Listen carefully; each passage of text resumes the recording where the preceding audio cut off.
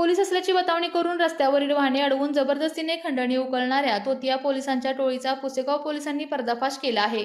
दिनांक 13 जुलै रोजी रात्री 11:15च्या सुमारास वर्धनगड तालुका खटाव गावच्या हद्दीत पुसेगाव ते सातारा जाणाऱ्या रोडलगत असलेला नायरा पेट्रोल पंपाजवळ या रोडवर बॅरिगेड्स लावून खाकी व खासगी गणवेशातील लोक येणाऱ्या जाणाऱ्या गाड्या अडवून पैसे घेत आहेत अशी सहाय्यक पोलीस निरीक्षक नागनाथ खुणे यांना गोपनीय बातमीदाराकडून माहिती मिळाल्याने त्यांनी सदर ठिकाणी स्टाफसह तत्काळ जाऊन खात्री केली असता पुसेगाव ते सातारा जाणाऱ्या रोडलगत वर्धनगड गावच्या हद्दीतील नायरा पेट्रोल पंपा पुढील बाजूस या रोडवर लोखंडी बॅरिगेड्स लावून 6 ते 7 पुरुष व महिला हे रोडवर बॅरिगेडजवळ थांबलेले व त्यांच्या शेजारी लगत पुसेगाव बाजूकडे तोंड करून 2 इसम त्यांच्या मोटरसायकलीची हेडलाईट चालू असलेल्या स्थितीत थांबलेले होते. तसेच पेट्रोल पंपा अलीकडे काही अंतरावर सफारी व स्विफ्ट डिझायनर गाड्या उभ्या केलेल्या दिसून आल्या. पुसेगाव पोलिसांच्या गाड्या दिसून आल्याने मोटरसायकलला थांबवून बॅरिगेडजवळ थांबलेले खाजगी व खाकी रंगाचे कपडे परिधान केलेले 3 महिला व 4 पुरुष हे पळून जाऊ लागले. पोलिसांनी पोलीस गाडीतून उतरून त्यांचा पाठलाग करून त्यांना पकडले. यामध्ये विकास दत्तात्रय शिंदे, वैभव पांडुरंग पवार, राहुल सुनील पाटील, केतन बाबासाहेब महाजन, प्रियंका रणदीप नाईक, प्रियंका संजय भोरे, अरुणा दयानंद आवळे असे अटक केलेल्या आरोपींची नावे आहेत.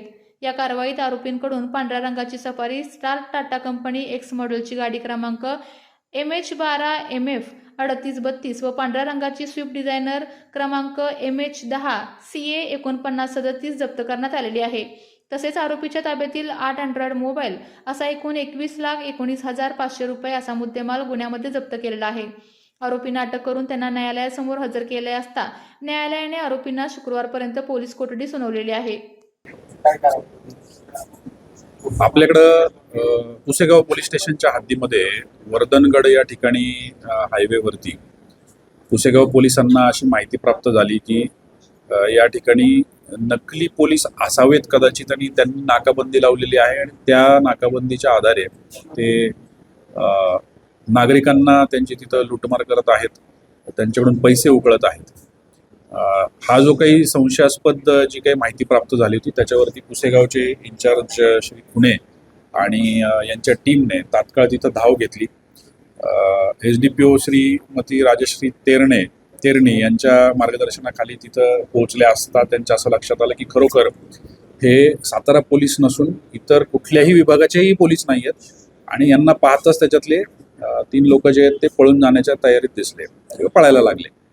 त्यातल्या 4 जणांना ताब्यात घेण्यात आलं, त्यांचे व्हॉट्सअप चेक करण्यात आले, त्यांचं त्या ठिकाणीच त्यांचं इंट्रोगेशन करण्यात आलं, त्यांची विचारपूस करण्यात आली आणि त्या अंती असं निदर्शनास आलं की सांगली कोल्हापूरचे राहणारे हे सगळे जे आहेत मंडळी हे आरोपी तर या सगळ्यांनी पोलिसांची वेशभूषा केलेली, खाकी पॅन्ट नवीन शिवून घेतलेले, त्याच्या पावत्या देखील आपल्याला सापडल्या, काळ्या रंगाचे शूज जे पोलीस अंमलदार घालतात, खाकी रंगाचे शूज, ब्राऊन कलरचे शूज जे अधिकारी घालतात.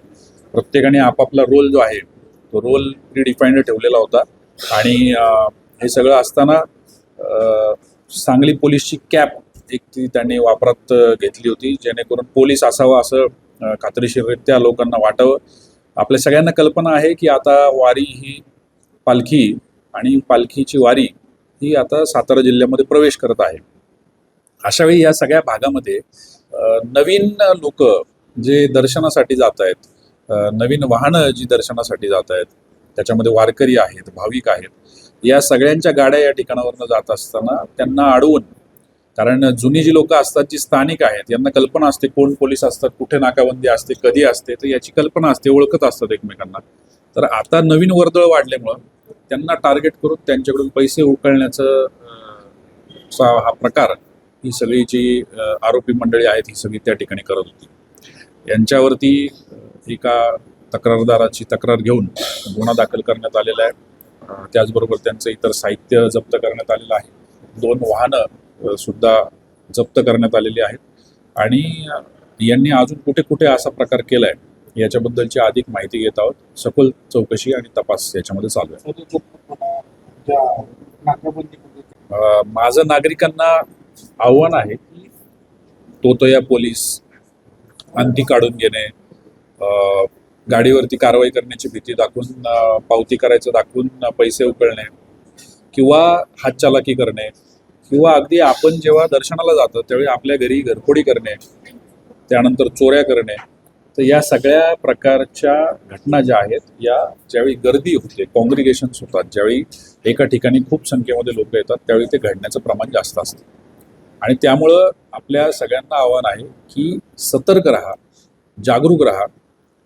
जे लोक गावात आहेत त्यांनी गावातल्या आपल्या इतर गावकऱ्यांच्या घरांची अधूनमधून का होईना चाचपणी करा. गावात नवीन कोण व्यक्ती दिसतोय, टू व्हीलरवरती कोण फिरतायत किंवा संशयास्पद लोक कोणी आहेत का, तर याची सुद्धा खात्री करा. गावातल्या पोलीस पाटलांनी या सगळ्यांना विश्वासात घ्या आणि कमीत कमी अशा घटना कशा घडतील याकडे आपण सगळ्यांनी एकत्रित प्रयत्न करून निश्चित लक्ष द्या. आपल्या तालुक्यातील जिल्ह्यातील बातम्या सर्वप्रथम पाहण्यासाठी आजच सातारा न्यूजला YouTube चॅनलवर सबस्क्राईब करा, लाईक करा, शेअर करा आणि बेल आयकॉन प्रेस करायला विसरू नका.